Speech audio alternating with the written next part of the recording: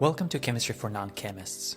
Typically, courses on chemistry are quite academic and long, as if everyone who studies it will become chemist. This series is a gentle introduction to the concepts that are central to chemistry. The original idea was to train software developers who work in life sciences, like myself, but hopefully it will be useful to other non-chemists too.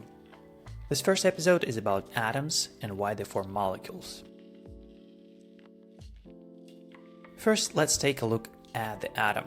In the middle, it has a nucleus which consists of protons and neutrons. Neutrons is just the glue that holds together the nucleus, but it doesn't have any electrical charge, and therefore chemically it's not very interesting.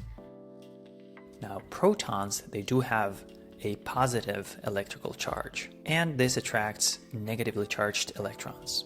If we take and consider the smallest, the simplest atom, hydrogen, it will only have one proton in the nucleus, which will attract a single electron.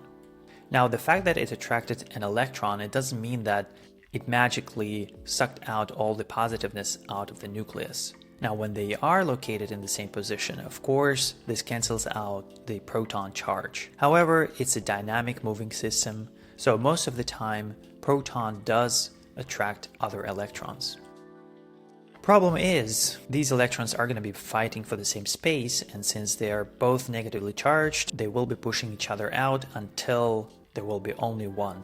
Next atom is helium, and it does have two protons, which means it's enough to overpower these two electrons and keep them together tightly.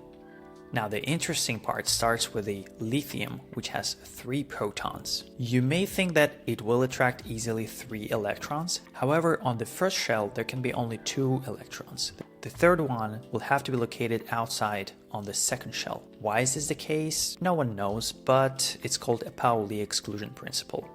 And by the way, right now you see those electrons as circles, which is just schematics. If you wanted a more realistic picture, we would have to consider them as waves. This is an s orbital electron, and this is a p orbital electron. But this is physics, so back to the circles. Now, the fact that this electron on average spends more time further from the nucleus means that the attraction forces between them are weaker. At the same time, this electron and this electron, when moving, they will be closer to the third one. All in all, it means that lithium will have a hard time keeping that third electron, so it's going to be easy to grab it from it. Now, if you look at the periodic table, you see that lithium is located in the second row, and this is precisely because its outer electron is located on the second shell. And as we go through the row from left to right, there will be more and more protons in the nucleus, and at some point, they will be quite greedy and would want to get someone else's electrons as well. And the third row means that the third shell just started, and sodium now has a single electron on the outer third shell. And the same thing repeats again until we reach chlorine, which is again very greedy and wants extra electrons.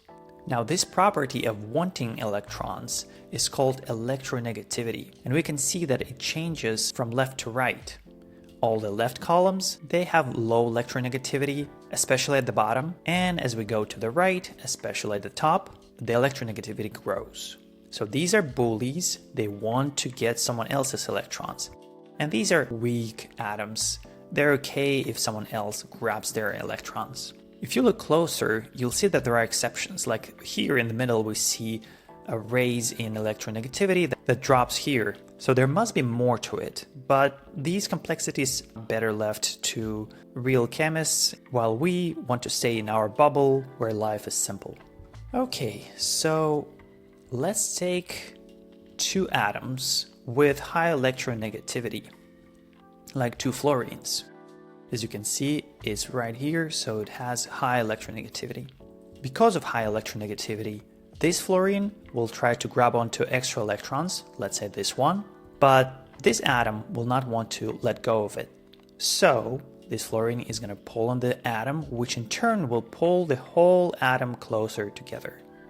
And of course, the same is true in the opposite direction.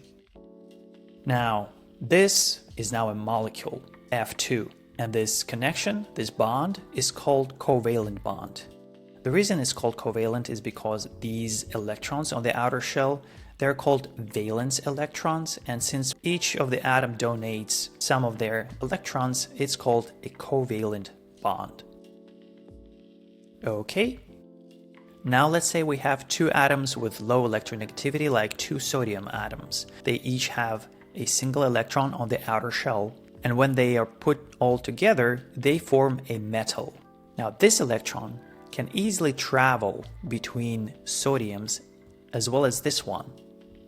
And this exact property makes metals very conductive because these electrons now can form a current. Finally, let's take two elements, one with high electronegativity, chlorine, one with low electronegativity, sodium. The one with high electronegativity will take this electron completely away from sodium, which will make this atom as a whole negatively charged because it has surplus of electrons. And this one will become positively charged because it has more protons. Now these atoms stick together not because they have electrons in the middle that they co-share, but because one is positive overall and the other one is negative overall. And positive and negative attract each other. Now atoms with a charge, like this one is positive and this one is negative, are called ions. And therefore this bond is going to be called ionic.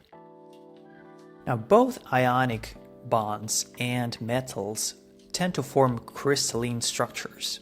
Like in this case, chlorine is getting surrounded by sodiums from multiple directions, and then each sodium is surrounded by a bunch of chlorines. So this pattern goes in all the directions, theoretically forever, in practice of course not, and in this case it forms a table salt. But which sodium does this chlorine belongs to? This one, this one, this one, or that one? It's not clear. This is the reason why we don't call this a molecule, we call this a crystal. So molecule has to have covalent bonds, while others form crystals. Though it's not to say that molecules cannot form crystals. In fact, sugar molecules form a crystalline structure as well. That's it for this video, and see you next time to discuss why some compounds dissolve other compounds.